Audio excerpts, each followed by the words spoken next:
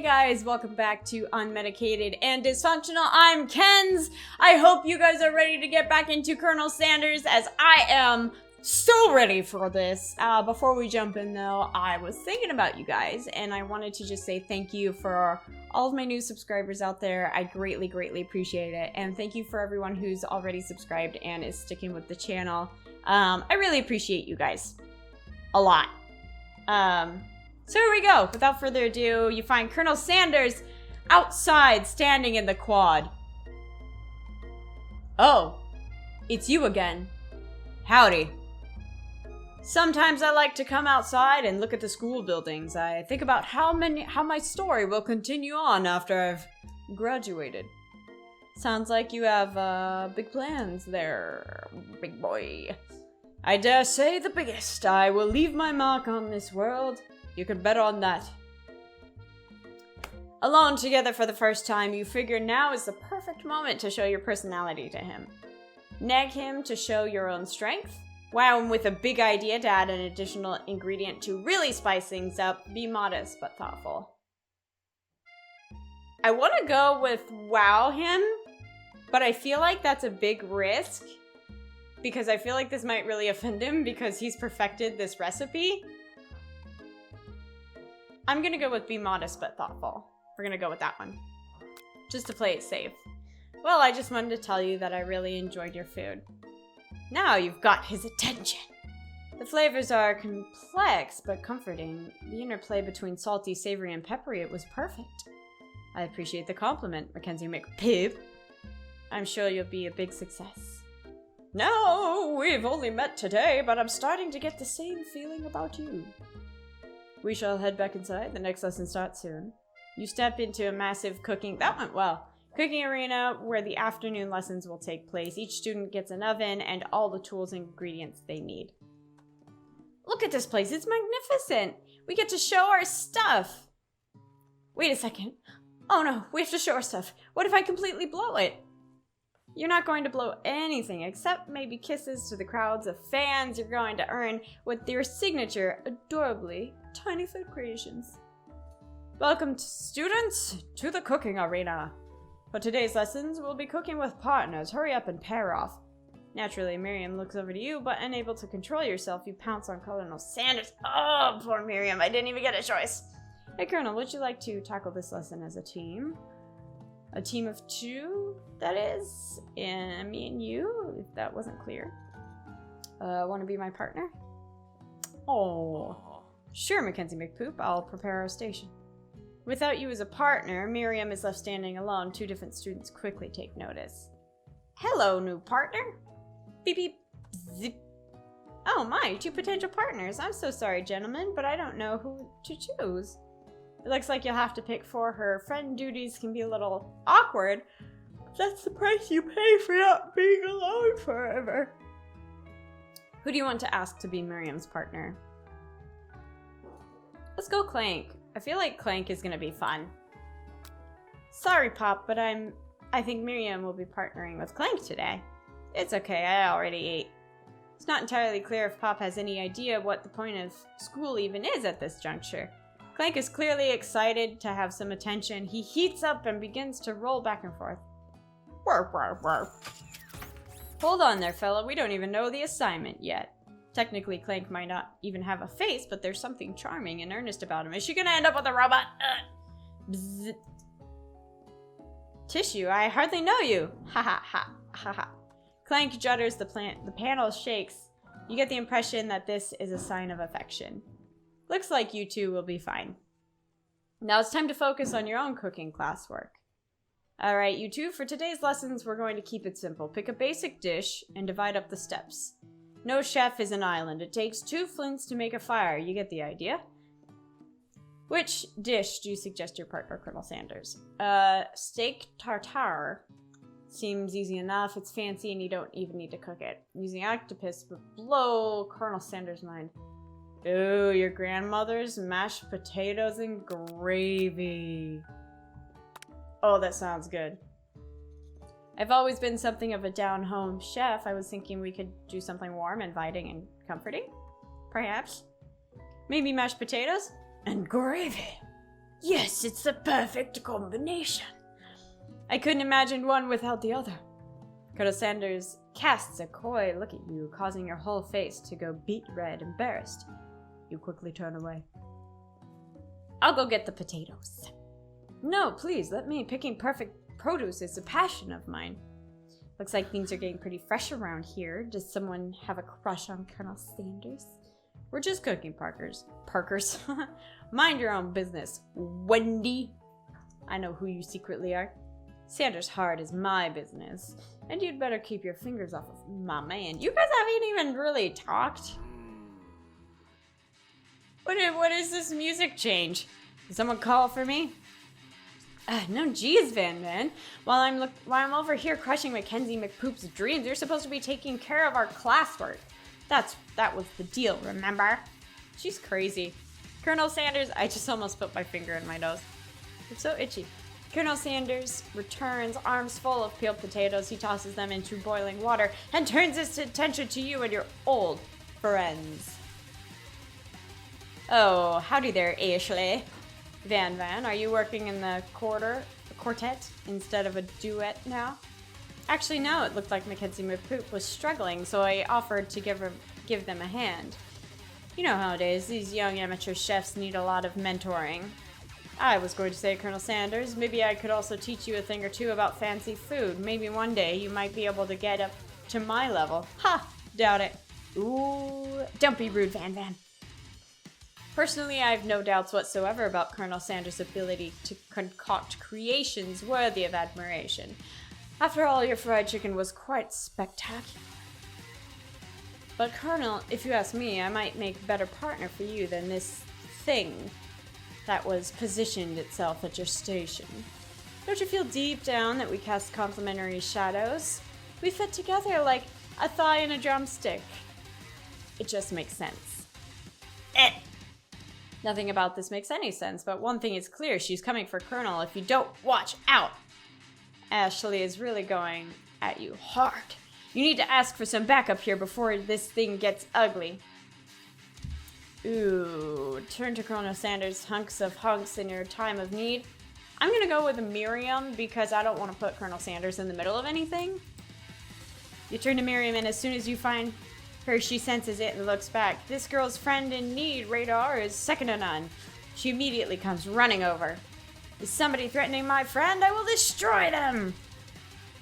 I actually think that Ashley and Van Van were just leaving. Leaving you in the dust, vis-a-vis. My skills as a chef, perhaps, but stopping away from this competition. Stepping away from this competition? You are sorely mistaken. Miriam, you're a loyal friend, but Mackenzie McPoop is my partner for today's activity. You look for Sprinkles in hopes that he might step in. But he's nowhere to be found. Darn those cute corgis and their short but sturdy stature. Oh, I forgot Sprinkles is the teacher. You look down at your station and realize that in the tension of the moment, your hands have been cooking on autopilot. Distracted by the drama, you've already crushed the boiled potatoes into perfectly creamy mashed texture. With plenty of butter and cream for flavor, it's as if your natural passion guided you through the steps, you know? So well while your attention was elsewhere. But did you add garlic salt? Because that's kind of a key ingredient to mashed potatoes. I know just what to do. Colonel Sanders extends his hand. He's holding a beautiful white porcelain gravy boat, out of which he pours a smooth brown gravy. Wow. Smothering your nearly finished potato dish. Oh. Gravy flows down the mound of mashed potatoes. Your results look spectacular. Granny would be very proud. So charming. Colonel Sanders holds a spork out to you. You reach out and grab hold of it, but he doesn't immediately let go. The two of you stand holding the same spork.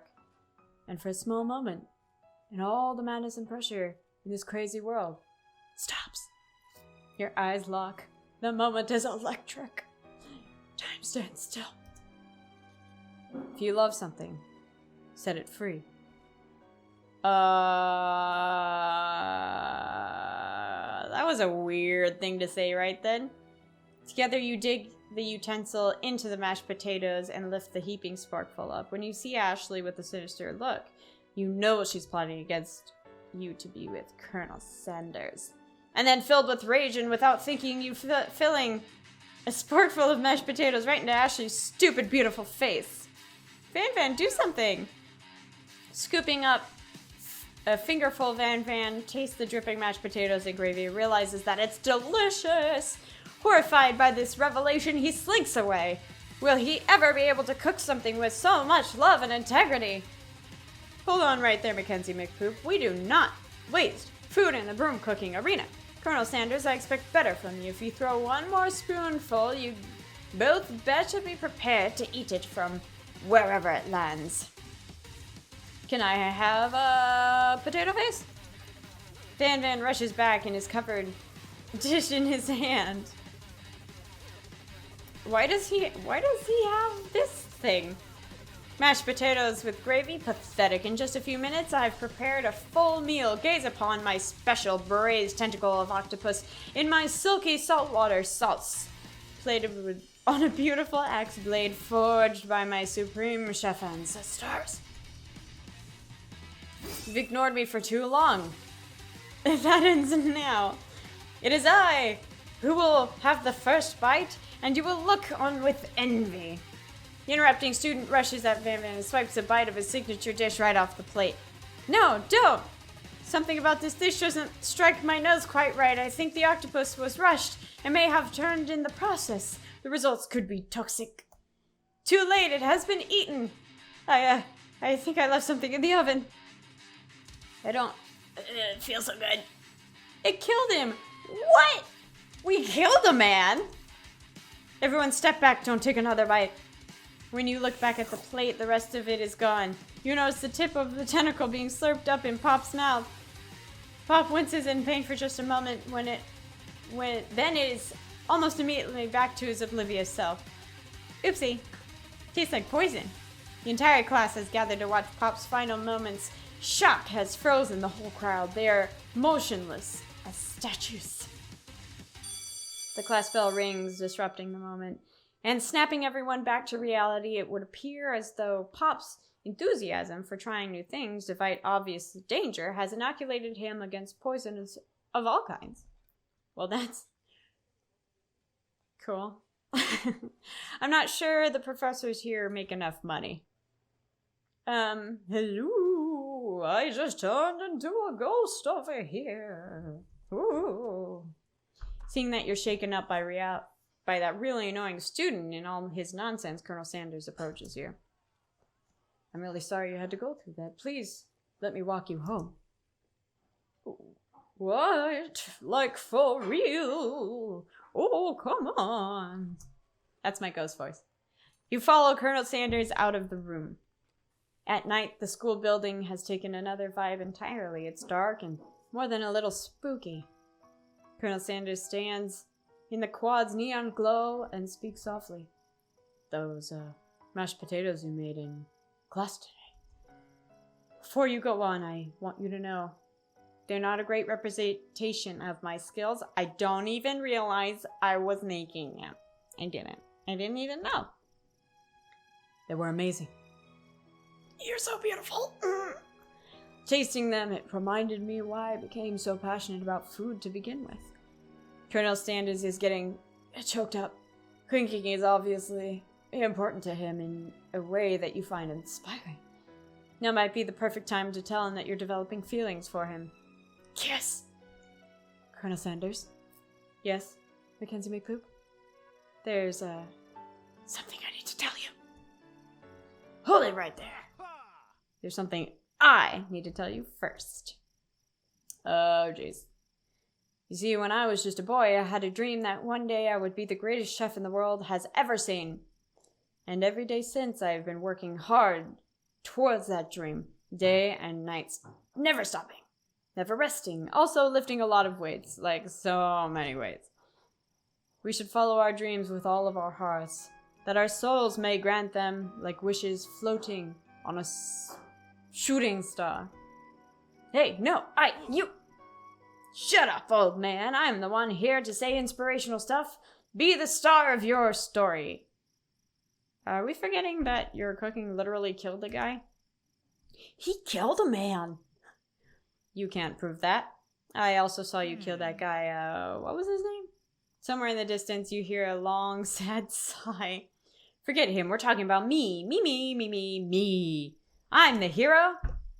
Whoa! The Spork Monster is here to fight a hero. What is that thing? I think I left the fridge door open. Later, nerds. How dare you threaten me just as I was letting down my guard and connecting with another chef on an emotional level. Be afraid. Be very afraid of me because I'm a monster. See? Is he rhyming on perfect or is that just a coincidence? But before you can discuss syntax any further, it's a turn-based fighting sequence. What will you do? Attack! You decide to go on the attack, which is probably a really stupid move. Gonna be honest, you should always, I feel like, defend the first few moves so you get their strategy, but I did not. Which attack will you use? Cook with love does 1 damage. It just got real. That attack really upsets Spork Monster. Spork Monster goes on the attack.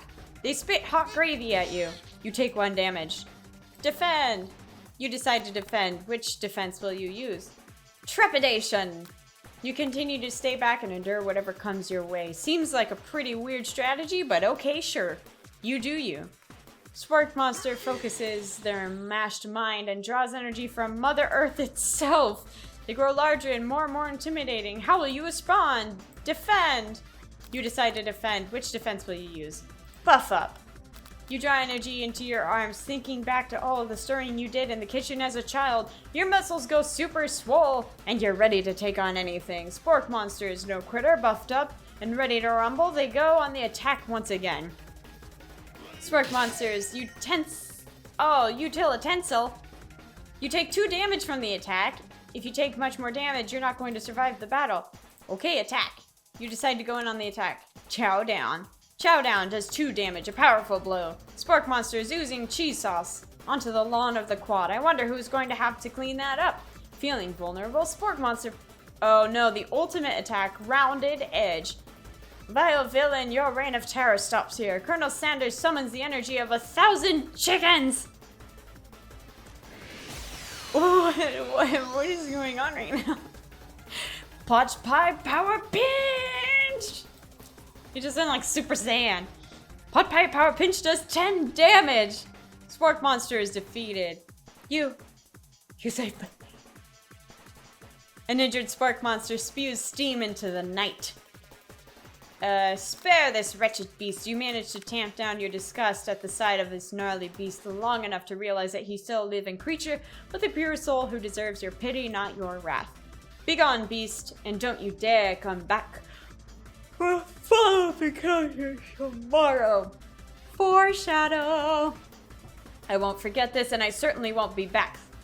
Like you said, I will not be coming back tomorrow in the night.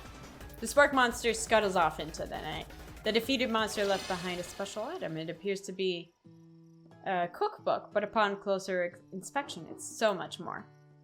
It's a book about magical spells with a golden chicken covered on the cover. You open the cover and find a library card tucked inside. The last name to have signed it out is Borka. Borko, the name sounds strangely familiar. Your blood is pumping as you stand in the quiet of the night, holding the mysterious book in your hands. As you come down from your battle buzz, you realize that your final attack has left you completely depleted. The world around you begins to fade away. Without any energy to keep your eyes open, darkness overtakes you. The image of Colonel Sanders flashes before your eyes as you fall asleep. He must have helped me get home. In your tired state, you don't know if you could have made it without him. What a guy. What a guy. You want to thank him, but you don't have the strength to utter a single word. You feel your covers being pulled over you as you're tucked in tightly. Tuck, tuck. Good night. My Colonel. In your dreams, you're together with Colonel Sanders. For some reason, Sprinkles is also there instructing your love. Dreams are weird. Wow.